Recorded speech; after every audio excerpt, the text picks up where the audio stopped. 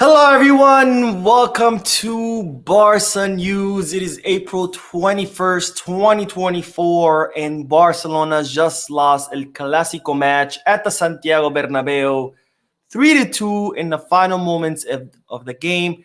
And with this, our season is officially over, a season that will end trophyless and where our only hope is to finish second.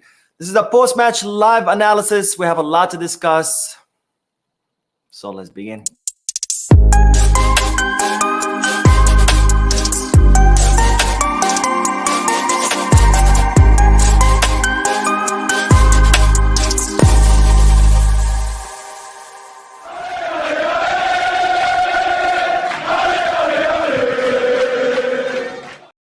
Hello everyone, welcome to the channel. My name is Mo, and this is the Barca News post-match live analysis where we analyze Barcelona matches as soon as they end, and where I also get to interact with you lovely people in the chat section by reading your comments out loud, answering any questions, and getting a discussion going. This is not to be confused with the Barca News live podcasts, which are on Mondays, Wednesdays, and Fridays, where I also get to interact with you lovely people, but we also discuss Barcelona news as opposed to analyzing Barcelona matches.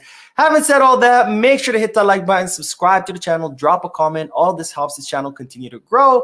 If you are looking for any Barcelona jerseys or merchandise, make sure you hit the kit bag. And if you are looking to place any sports bets, make sure you head to Bet Us. Both links for kit bag and Bet Us are in the description. If you click on them, you'll be helping this channel and myself.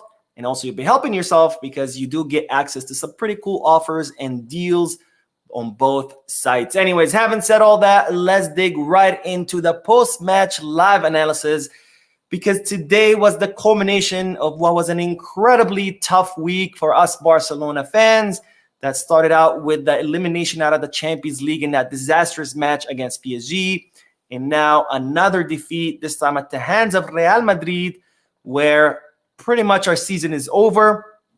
Madrid are now 11 points ahead of us. I don't see us catching up. It'll be nearly impossible to catch up.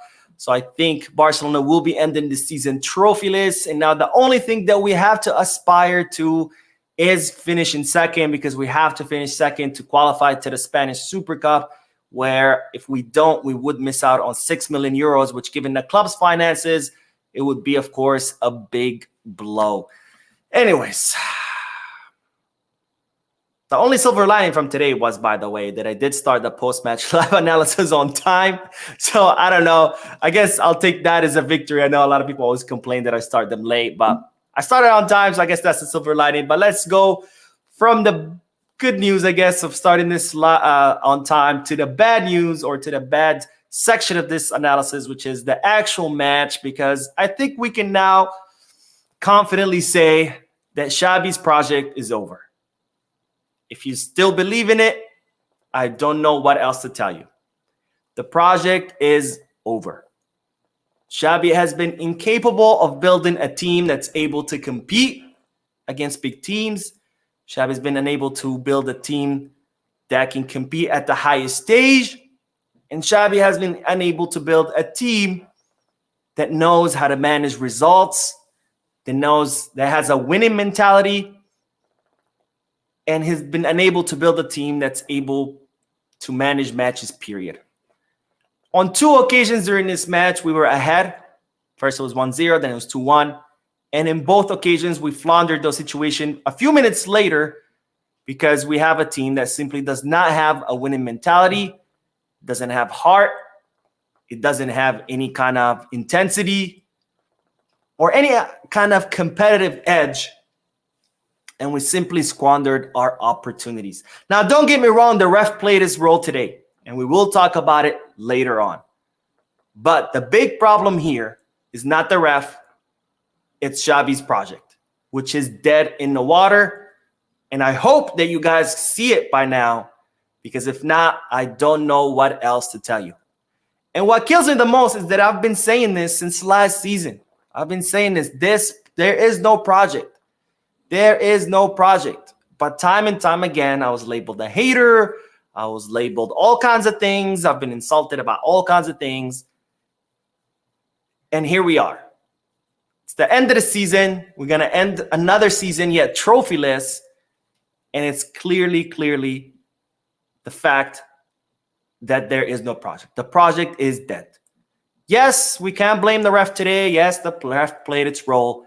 But the ref did not play its role in every single match this season or last season, when we won La Liga, because it was the same thing last season, despite us winning the trophy. Now, Xavi and the players are at blame today. But now we need to pass on the blame on Laporta and Deco. Because if Laporta and Deco continue to insist on signing players like Joao Felix and Joao Cancelo, then the blame cannot just be on the coach and on the players, but also on them. Because what we saw today from Cancelo was an absolute disaster. And it's clearer and clearer every day that we cannot spend 40 million euros on a player like Cancelo, and we sure as hell cannot spend 60 million euros on a player like Joao Felix, who I think touched the ball twice, and that's as far as his contributions went to this match. Anyways, I don't want to get ahead of myself because we will discuss each player, we will discuss the formation, but overall, the conclusion of this is that this project is dead in the water. We're going to have to hold on until the end of the season. In the summer, we need a total redo.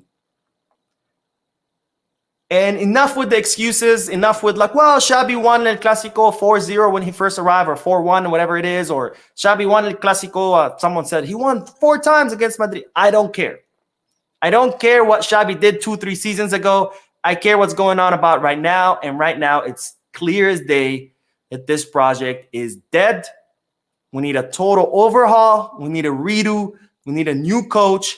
We need to get rid of half of the squad. We need new players. And we need to start over because we have a team that's incapable of managing results, a team that has no winning mentality, a team that gets easily deflated, and a team that simply is not ready to compete against big teams or to compete at the highest stages. But anyways, let's start with the chat section. I know a lot of you have a lot to say right now, and then we will talk about the formation and the players. And by the way, actually, for one of the very few times that I agreed with a lot of the substitutions that Xavi did. So as far as the substitutions, I don't think Xavi was made wrong decision. I think he made really good decisions today.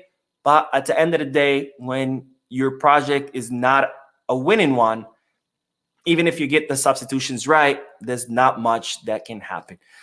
Anyways, let's do the chat section, and we will talk more about formation, the players, and of course about the disastrous refereeing that we saw today, which is something I foresaw when I announced that they had assigned Cesar Sotogrande, because it's not the first time that he's pulled some crap like today's, but we will talk about that a little bit later.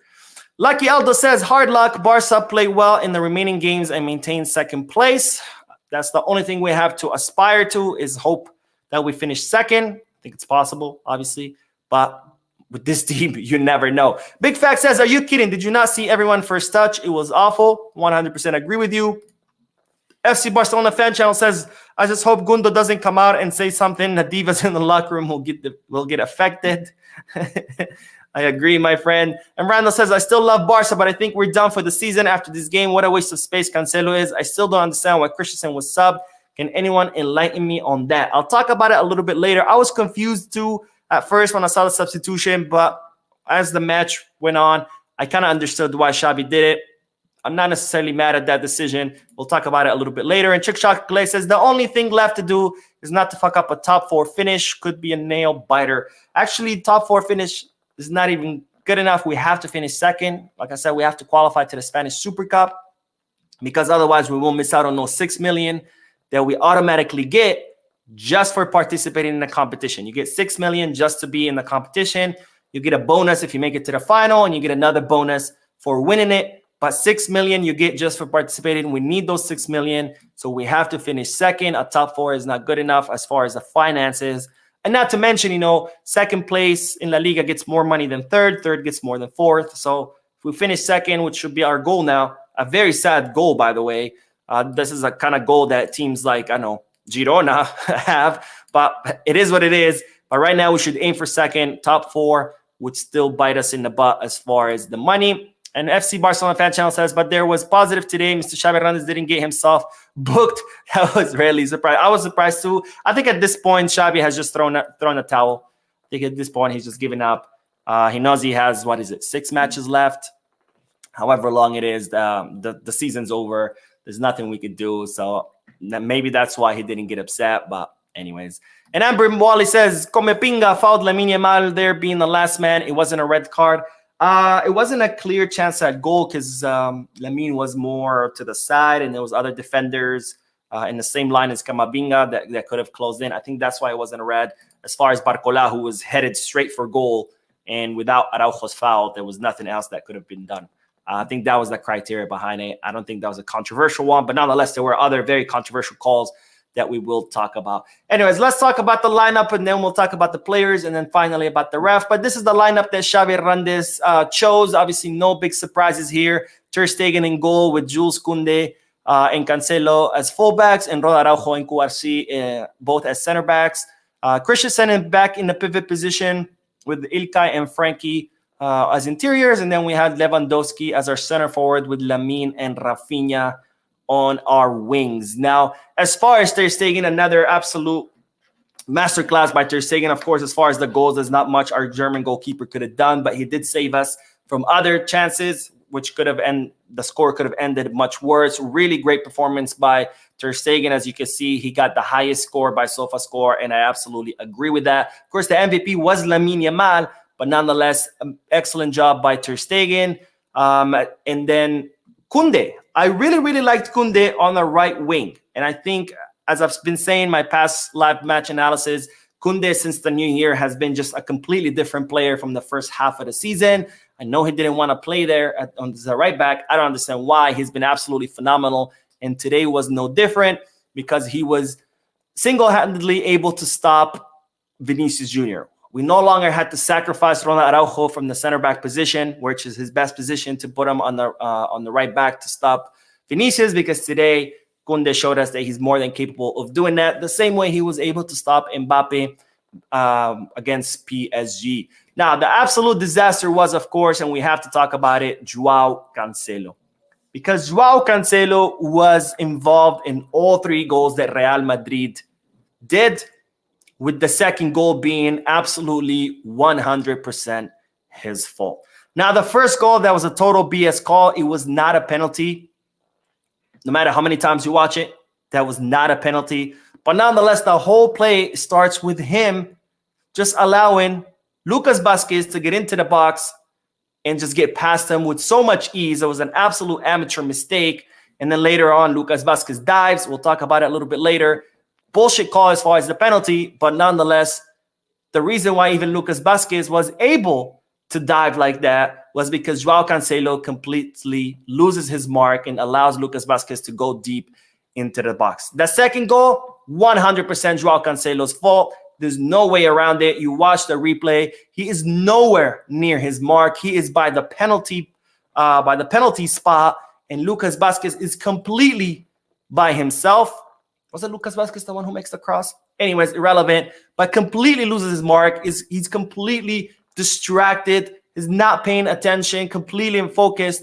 And the second goal was 100% Joao Cancelo's fault. There's no way around it. No matter how you see it, what angle you see it, it is 100% Cancelo's fault. And this is the thing that Pep Guardiola has constantly complained about Cancelo, where he's always said that Cancelo is a phenomenal fullback, probably one of the best in the world, but he always has those lapses of judgment all the time where he makes some very egregious mistakes that always cost his team. He did it against PSG with that silly penalty that he caused on Dembélé, and today he did it in the second goal where he completely left his mark unattended. His mark could have went out, drank a cup of coffee, smoked a cigarette, taken a nap, came back, and Cancelo still wouldn't have noticed that his mark was there.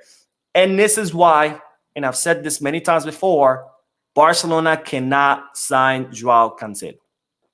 Yes, he's amazing as far as our offense. He contributes a lot offensively, but he is a huge defensive liability.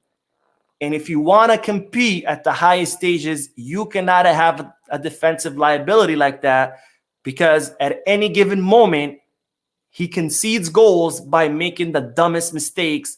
And we cannot spend 40 million euros on a player that makes those kind of mistakes, and on a player that is such a liability that always leaves you exposed. We cannot side draw Cancelo. I've said it many times before. I'll say it again. I hope it's clear by now on why we can't sign him. If Laporta goes ahead and signs him, then the blame can no longer stop with the players in Xavi. The blame will now extend on Laporta and on Deco for making these kind of signings. Now, in the midfield, Christensen was absolutely superb during the first half.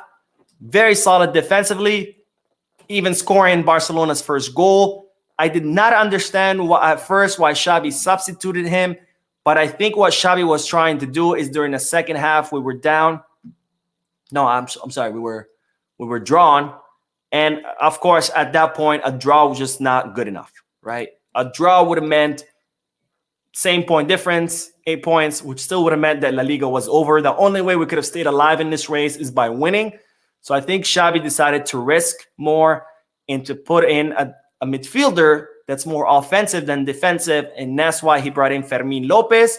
That's what the substitution was about. I'm not mad about it. I think it worked. Fermin Lopez ended up scoring, Barcelona's second goal. He also made the team a lot more vertical.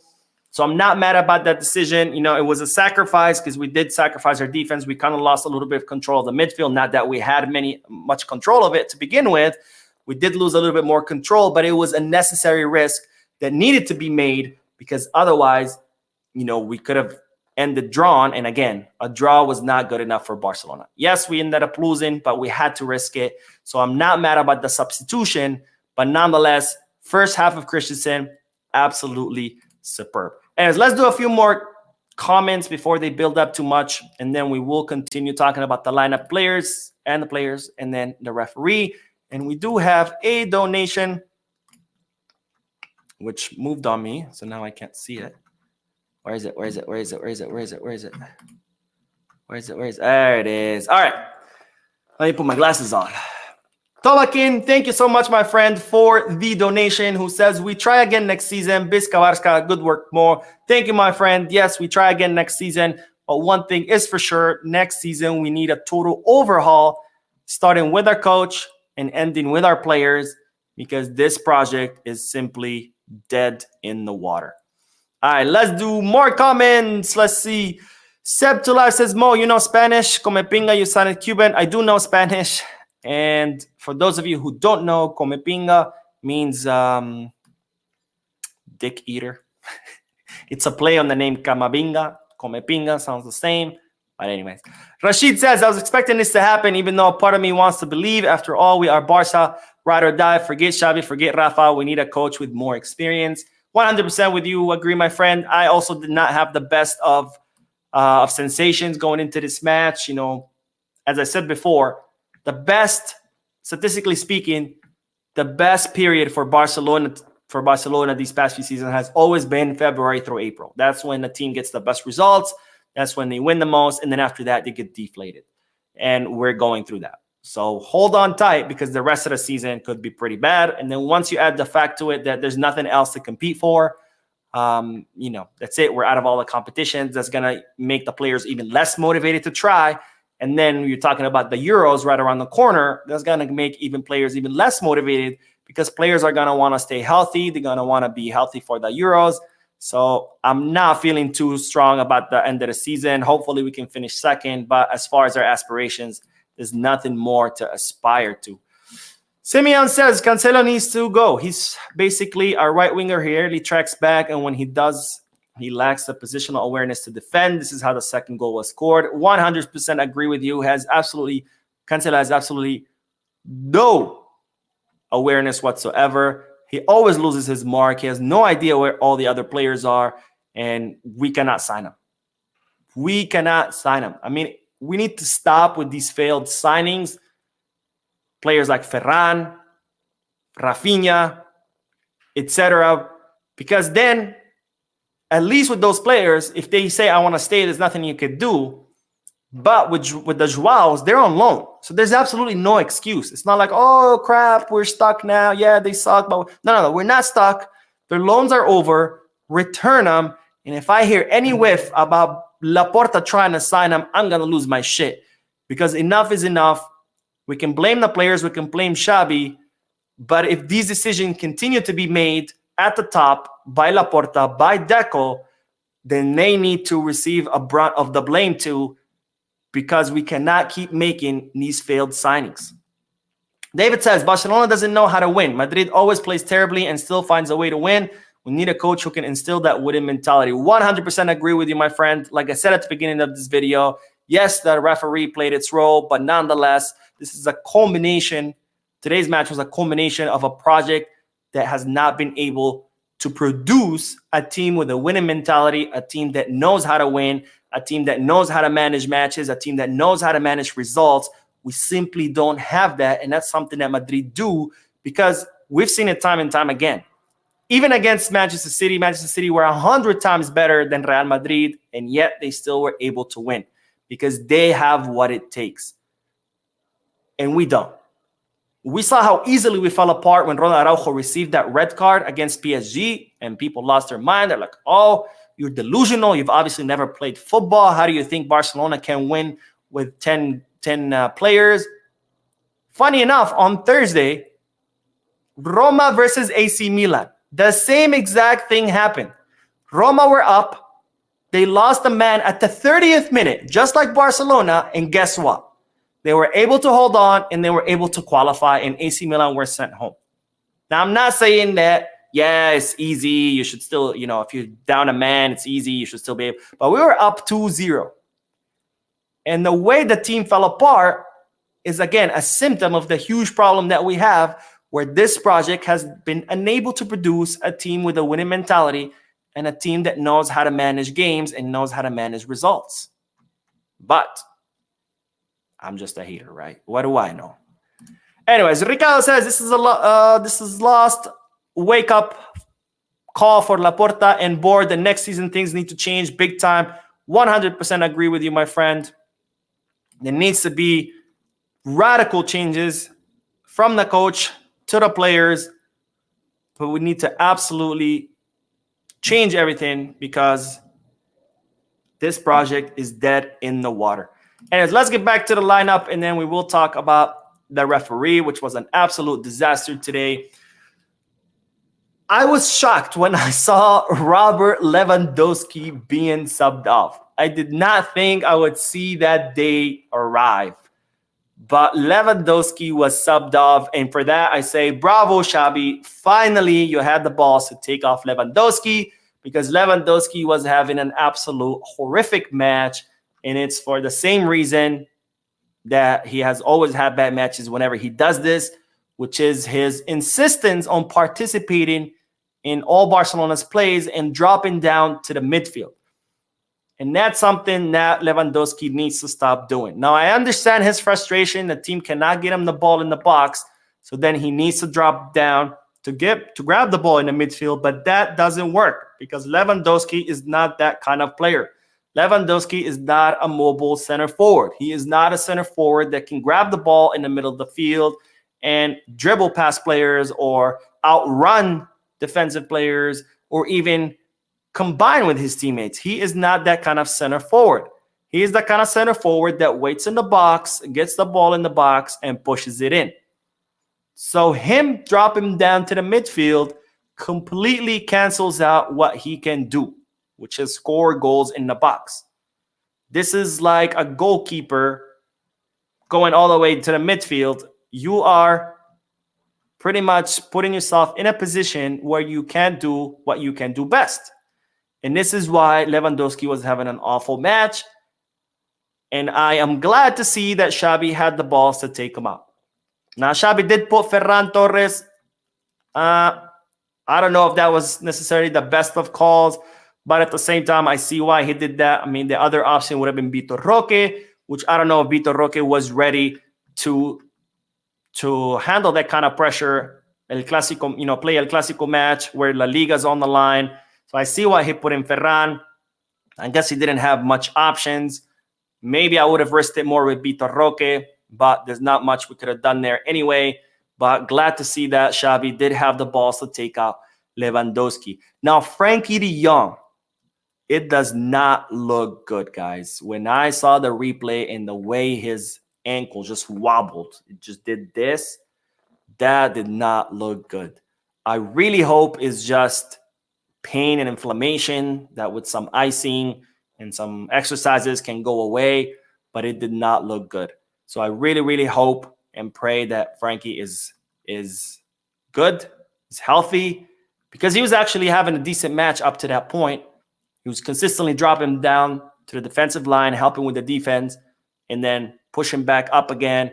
He was very active. He was much better distributing the ball than in previous matches, but that injury did not look good. So hopefully, my thoughts and prayers are to Frankie, who hopefully did not have a serious injury. And then we had Rafinha, who was also subbed out. I know some people did not like that, but let's be honest, Rafinha wasn't doing much. Yes, he was running a lot, but he wasn't really doing much. And running a lot is not enough. We brought in Joao Felix, who unfortunately was not any better. Which again highlights the point I made at the beginning of this live stream, which is that Joao Felix cannot be signed. We cannot spend 60 million. We cannot even spend 10 million on Joao Felix because all he gave us was that fancy little heel pass and maybe like one more dribble that he had, and that was about it. He gives you 2-3 flashy things, and then that's it. And we cannot spend money, the very little money that we have, on a player who thinks that going onto the field and doing 2-3 flashy moves is enough and makes them worthy of staying. So Joao's, they both need to leave. And then finally, we'll end with, it's spring in New York and allergy season has officially started. And finally, we have to end with Lamine Yamal, who was an absolute headache for Comepinga. And you can see the difference of what it's like to have a Barca-level winger. Because all the danger that Barcelona created was from the right flank, and it was no thanks to other than Lamine Yamal. Because that's what it's like when you have a Barca-level winger who can cut through the defenders, who can dribble past defenders, who can run all the way to the back line, into the box. And this is what we need on the left. Not Joao Felix, not Rafinha, not Ferran, none of these half-ass ideas. No. We need a proper winger that can create the same danger on the left that Lamine creates on the right, because today Lamine was an absolute headache for Real Madrid's defenders, and he is only 16. He should not be playing these matches to begin with. He should be playing with the Juvenil A and Barça Athletic, not worrying about saving Barcelona's ass. He should be worried about growing, developing, learning. But instead, we have to rely on a 16-year-old because we don't have the proper wingers, because Xavi wants to keep insisting on signings like Rafinha, and Laporta wants to insist on signings like Joao, which makes absolutely no sense because we have very little resources and we're spending our very little resources on players that are not good enough. And no, I don't care how many goals Rafinha scored. He is not good enough. Neither is Ferran. Neither is Joao Felix. And we need to stop with these signings because, like I said, if not, we cannot just keep putting the blame on Xavi and the players. The blame then needs to be put also on Deco and on Jan Laporta because we need to stop with these signings. Anyways, let's get back to the chat section, and then we will talk about the disaster that was the refereeing. Luke says, why the hell would we play Vitor Roque today? You guys are crazy. I think I agree with that. I don't think he's ready yet. Why put that pressure on him? The season is lost. maybe from now until the end of the season, now that there's nothing else left to fight for, maybe we can give him more minutes. But I don't think this was a game for Vitor. But anyways, Tumi says, Lewa annoyed me throughout the season. I don't mind him dropping in the midfield. What irks me is when he takes too long to get rid of the ball. I do mind when he drops to the midfield, because when he drops to the midfield, he no longer can do what he does best, which is score in the box. And the reason why he can't get rid of the ball fast is because he's not that kind of player. And that's why he shouldn't drop to the midfield. Because if you are going to drop to the midfield, you have to be able to do one of two things. Either be able to run with the ball past the defenders and make it to the box, which Lewandowski cannot do, or be able to combine with your teammates, which would allow you to make it to the box through quick passes, which Lewandowski also cannot do. So that's why I do mind when he drops to the midfield, because that is not where he shines. He shines in the box. And he needs to be more patient, and he needs to stay in the box and wait for the team to get him the ball. Otherwise, it's like he's not even there. Trick Chocolate says, Barca cannot protect the lead. Cancelo can't mark a man to save his life. Modric should have seen red. Had 3 fouls that should have been yellow. La Liga is stuck in a stone age with no goal line technology. I agree with you about the line technology, my friend. Joshua says, it happens between Barca and Chelsea. Barca are winning 1-0, and John Terry was shown red card, but still Chelsea won the game. It was a Champions League game.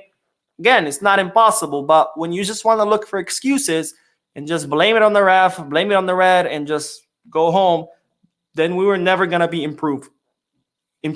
Until we can look inward and accept that there's a lot of mistakes, a lot of things that this team needs to fix, and start working on fixing them, we're never going to improve. And that's one of the reasons why I've been saying that we need a new coach, because Xavi does not have that ability of looking inward and accepting that there's something wrong with the team and trying to figure out a solution and implement that solution, because it's a lot easier for him to just blame the referees or the grass or the sun, which, by the way, all these are excuses that he has used. I'm not being hyperbolic. He literally did blame. He has blamed the pitch in the past. He has blamed the sun, that it was early in I can't remember what match it was. It was like at 2-3 p.m. Spain's time, and he was like, it's too high, the sun. He has blamed all these things, which is absolutely insane. A team like Barcelona should not be affected by the pitch or the sun. Sure, the referee can play its part, but if you do your job on the field, then the referee does not matter as much. A prime example of that was our win against Alaves. I think we won 4-0 or 4-1, and there was a clear penalty against us, in our favor, that the referee did not call. And guess what? It didn't matter, because we won 4-0. Sure, it would have been nicer to win 5-0, but you still won because you did your job on the field, you dominated, you created chances, you converted those chances. So when you do your job, the more you do your job, the less the referee matters. But when you're barely scraping by, of course, every refereeing call, you're going to scream, because that one call could have made the difference. Why? Because you couldn't make the difference on the field with the ball. So you have to depend on those refereeing calls. Kind of like when we beat Las Palmas the first time around. We had to wait for a penalty kick during stoppage time so we can win. Raul says, Xavi was not at fault today, but honestly, the league is a joke league to me. It clearly shows that they want to give us the league. They want to give the league to Real Madrid, but I see the light at the end of the tunnel. God will punish Tebas. Maybe Xavi wasn't fully at fault today. He did make the right calls with the lineup. He made the right calls with the substitutions. But the reason why he takes the blame is not because today specifically, is because the 3 seasons that he's been at Barcelona, where in 3 seasons, or 2.5, I guess, he has been incapable of building a project with a winning mentality, a project that can manage games, that can manage results, and that's where he gets the blame. Nicholas says, Mo, fed up, hurt so much seeing Real Madrid dancing on us fire every fucking body. I feel your pain, my friend. I feel your pain. Anyways, let's talk about the refereeing, and then we will end this live stream. But it was an absolute disaster of the refereeing. The first call of the penalty was absolutely not a penalty kick. Pau Cubarsí extends his leg. Lucas Vázquez was already past him. He sees the leg extended, so he drags his. He creates the contact. He's the one who kicks Pau Cubarsí, takes a dive, and penalty kick. Now, I understand that maybe in real time, the referee did not see it. It's, if you see it that quick, you see an extended leg, a player down, you're going to most likely think it's a penalty call. But this is where it irks me, is why the fuck, and excuse my language, does VAR exist? Because the reason VAR was implemented to begin with is so it can correct those kind of mistakes. Because that mistake, I'm fine with it. It happens. It's a split second. Pau Cubarsi's leg is extended. You see Vasquez fall. Anybody on the field is going to see it and going to think, okay, yeah, that's a penalty. But it's when you watch the replays and you realize it's not, that it's a dive. And that's what the VAR was created for, is so we can see those plays in slow motion from different angles, and we can better understand them and see something that the naked eye cannot see. And that's why La Liga and all the leagues around the world spend tens of millions of dollars to implement this technology, because this is an expensive technology. You have to install cameras all around the stadium in all different angles. You have to connect all these cameras to the VAR room. You have all this fancy equipment that can zoom in, zoom out, speed up, slow down. And you have to train people how to manage all these systems. And you spend millions and millions of dollars on implementing this technology, which is supposed to correct the kind of errors it's supposed to correct, and you don't even use it because the VAR didn't even call the referee. They didn't even say, hey, you should go check it out. Nothing.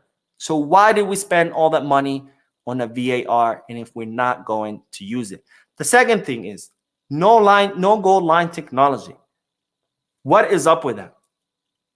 Now, I do have my doubts whether that was a goal or not from the angles that they were showing. Some angles it looked like the ball was in. Some angles it looked like not all of it was in. But that's what the line technology is for.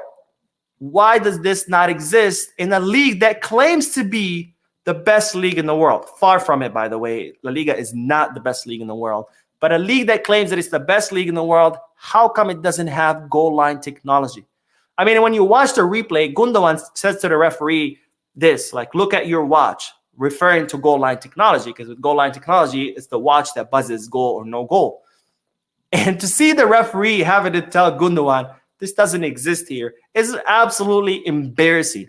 And if Tebas is watching that match, he should feel embarrassed. The fact that a league that claims to be the best league in the world does not have goal line technology, which has existed for a very long time, by the way. This is not something new. This is not automated offside technology that just emerged. No, this has been around for a very long time. And the fact that La Liga doesn't have it is an absolute disaster. Another play which was not too controversial as far as nobody really tried to say anything, but Rudiger's foul on Fermin Lopez.